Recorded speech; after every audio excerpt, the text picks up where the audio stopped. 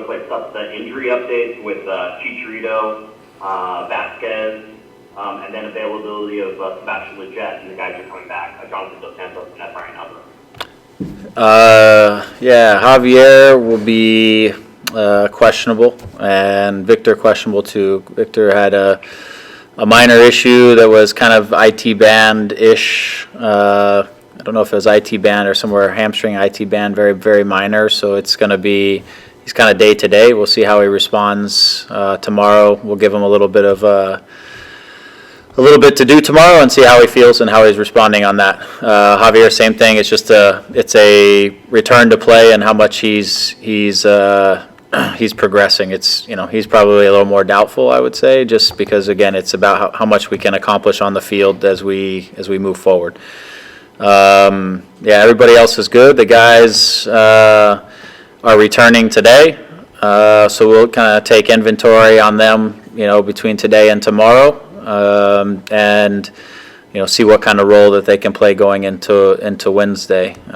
So we'll try to be smart. The guys have, Efra aside, the other two have played a lot of minutes over the course of this stretch, and so we're trying to get whole, and we'll hopefully they can play some role. Just don't know how much yet. We'll figure that out. With Chicharito, like you said, it's just a return to play. It's nothing more serious, or there hasn't been any setbacks on anything. It's just sort of the initial injury still healing.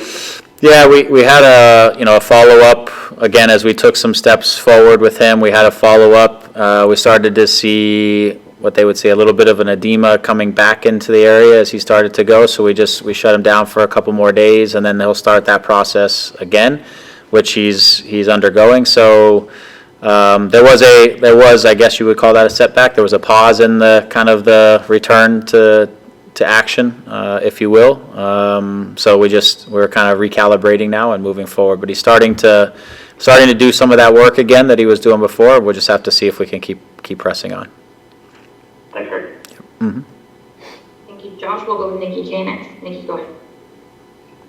Hey, Coach. From last time you guys faced Real Salt Lake to now, how has this team grown? What would you like to see a continuation of when you guys take the pitch on Wednesday?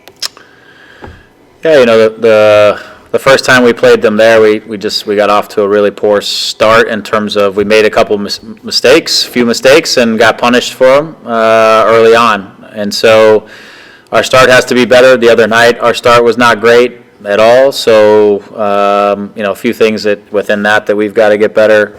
Staying more connected as a group. I thought, again, we were disjointed at the start of the game and exposing ourselves in a lot of ways that were unnecessary.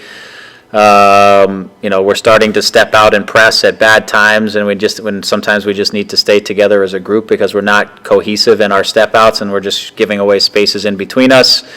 Our back line at times was high and unprepared for the ball that was coming over the top of them. They're things like that. They're not little. They're things like that where we were disjointed. Once the game progressed and we got a little more connected and our lines were tighter, and then I felt like we were very much in control of things on the defensive side. And also we were in better places when we won the ball to be able to transition out, and we were then going from defending to attacking in a much more efficient and successful way. At the beginning we were struggling to win the ball, and we were struggling to transition because, again, we're disjointed in our positioning and movement. So that's what I want to see from this group. Again, just better connections. Again, as we go through this stretch where guys they're in, they're out, they're at different fitness levels because guys are coming back and different things. We all need to start to get on the same page a little bit clearer right now as we continue to move forward. And I saw that over the course of the game, but we certainly didn't start there at the beginning of the game. And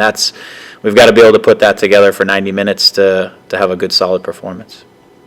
Wonderful. And one more here. Julian named to MLS Team of the Week. I know you've spoken about his caliber of play and the attention he's getting, not just from home but abroad as well.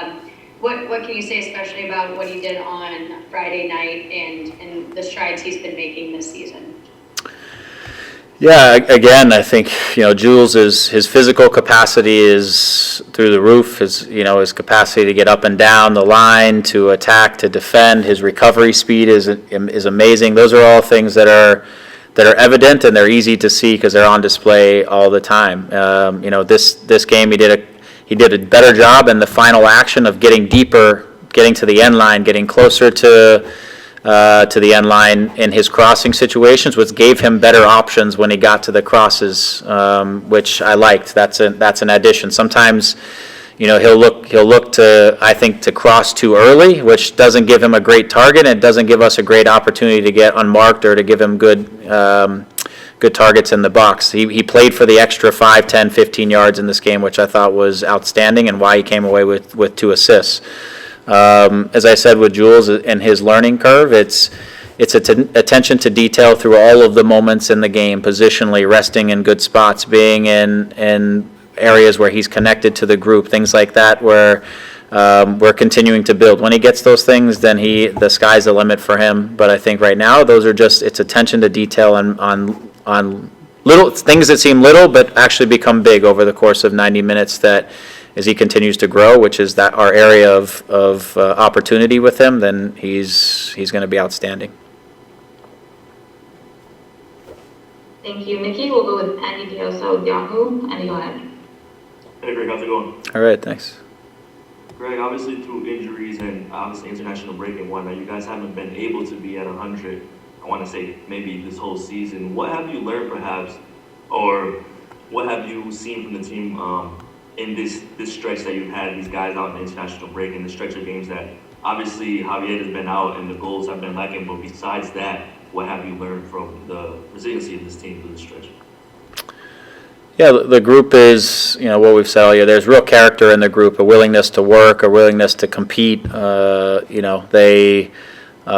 willingness to learn, even in the games when we try to adapt and we try to give them corrections. Say at halftime of last game, they took them on quickly. They applied them into the game. So a lot of those things are there. We're seeing players who are starting to learn the league a little bit better, starting to adapt to the league, which is a whole nother thing, which is the individual inside the collective group that we're learning about still, and as well as trying to connect the group. You're getting guys like Derek, who had such a long suspension. Now he's kind of going through that final phase of preseason where he's getting his legs under him, his match fitness, his sharpness. You're getting Sega now coming back. He's going to go through a little bit of that to get. So it's the resiliency of the group, right? Their willingness to again, find ways to get results more times than not. It's their ability to adjust and adapt in games as we see the game kind of playing out. We've done a pretty good job of as a group of adapting within it. Not necessarily on the fly and not necessarily fast enough, but I think those are, again, learning curves and things for us. We've adapted through a lot of different circumstances, but still managed to be somewhere near the top of the league. That's pretty impressive. As I said to these guys, we've not scratched even the surface of what we're going to be capable of doing, but we've got to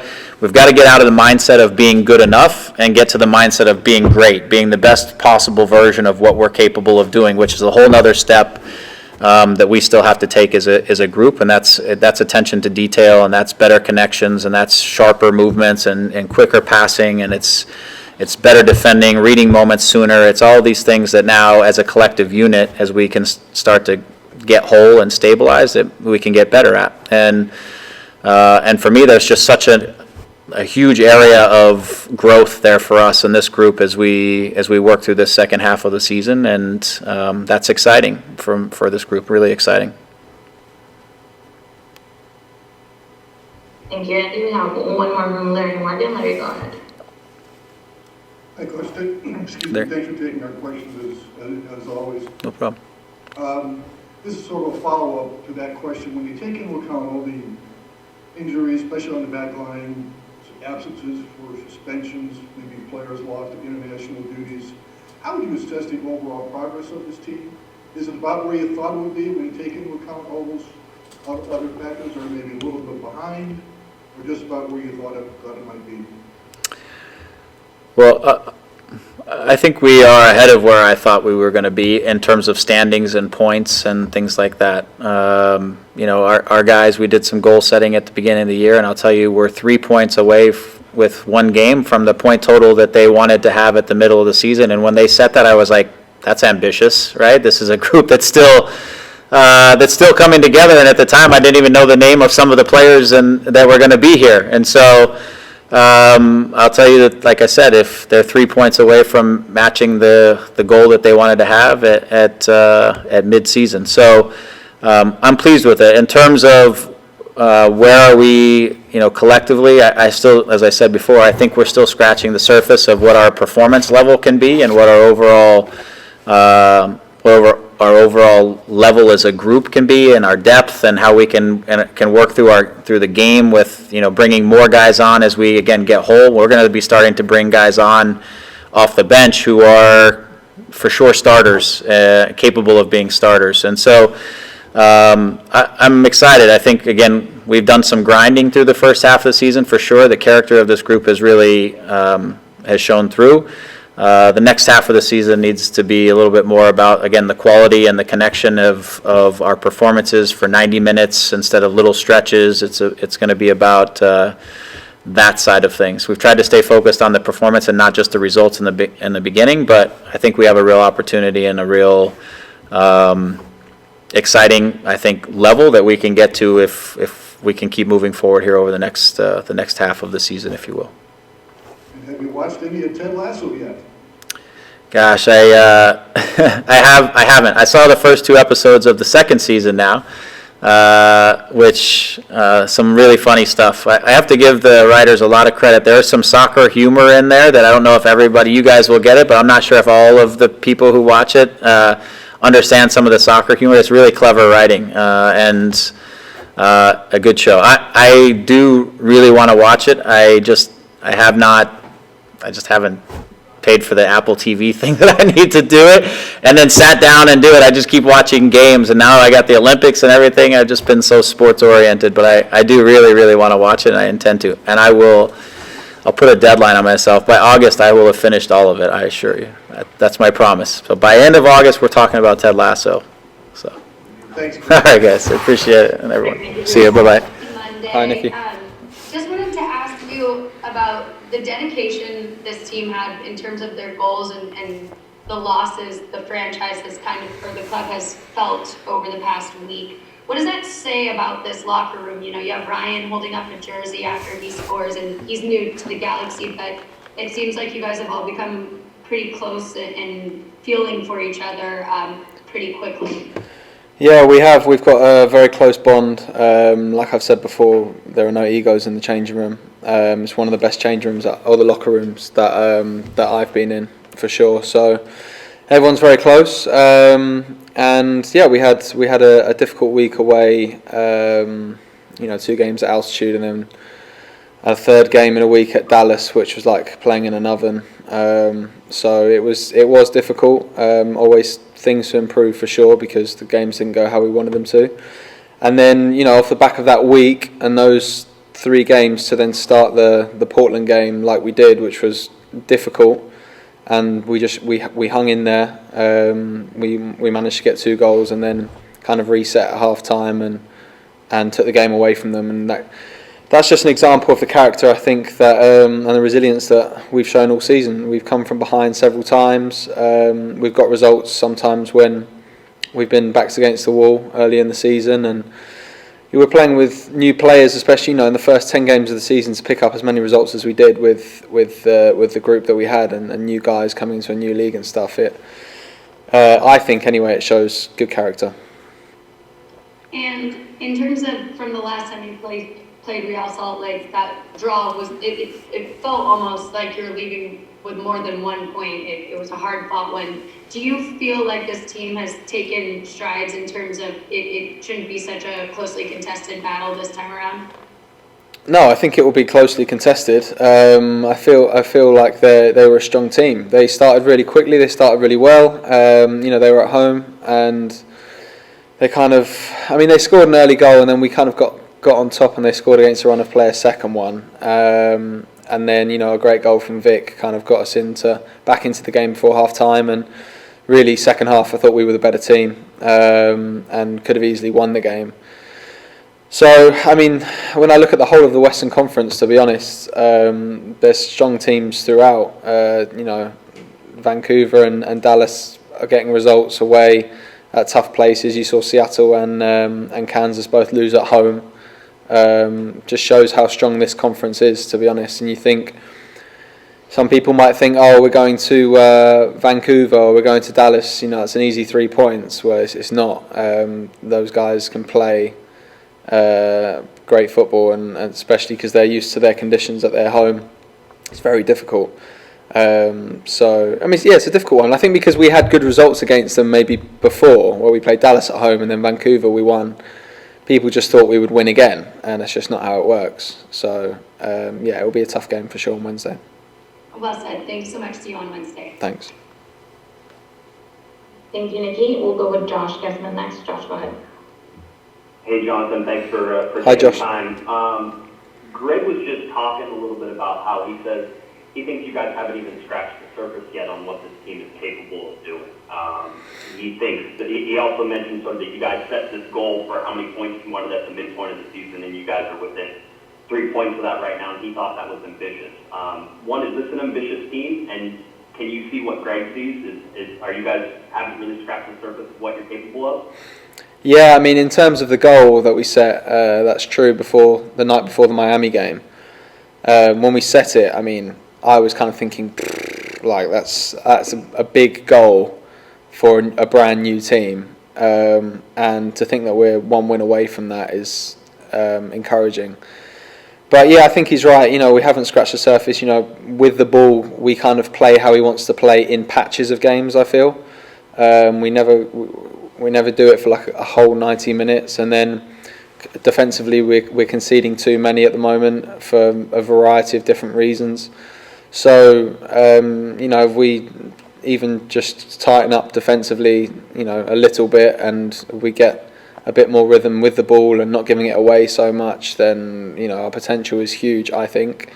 But it's difficult. Sometimes you play well and you can play well for 90 minutes and not win. That's just how it works. And at the moment, we've managed to get a lot of points and a lot of results in many different ways. So yeah, I mean, it's all about timing, right? Everyone wants to win the MLS Cup and obviously the Supporters' Shield, but hopefully now going into the second half of the season we'll get more of a rhythm with more of a settled team as well.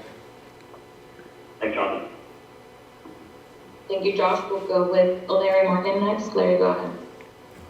Hi, Jonathan. Thanks for speaking with us. Hi, Larry. I remember several weeks ago I asked you what your early impressions were of MLS, and now that you play almost a half a regular season, what are your impressions of MLS now? Have they changed at all? I guess they're always formulating. I mean, I did experience the extreme of the conditions, which obviously as a goalkeeper it's difficult. I was fatigued and tired, but it's not as difficult as those guys out there. So I understand when I'm shouting at them to recover back in 40 yards, and they're kind of like not doing it as quick as what I'd like. I have to kind of think about the fact that they are running in, I don't know what it is in Fahrenheit again, but like they're running in very hot weather basically, and it is tough, especially when you have that many games in a week. It would have been nice to maybe play, the 3 away game trip at maybe like Seattle, Portland, something like that. But we managed to get an away trip with 3 away games, 2 in altitude and 1 in Dallas. So it's always difficult. In terms of the league, it hasn't really changed since I last spoke to you. I knew it was athletic, it's tactical, it's unpredictable.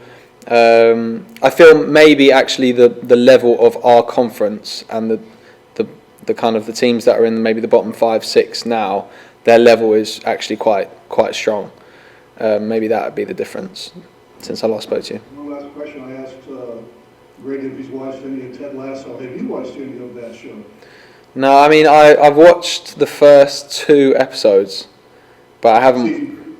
Of season 1. Of season 1, but I don't want to be reminded of going back there and like those. Look, I want to focus on being in America and not going back to England. So I haven't watched any more.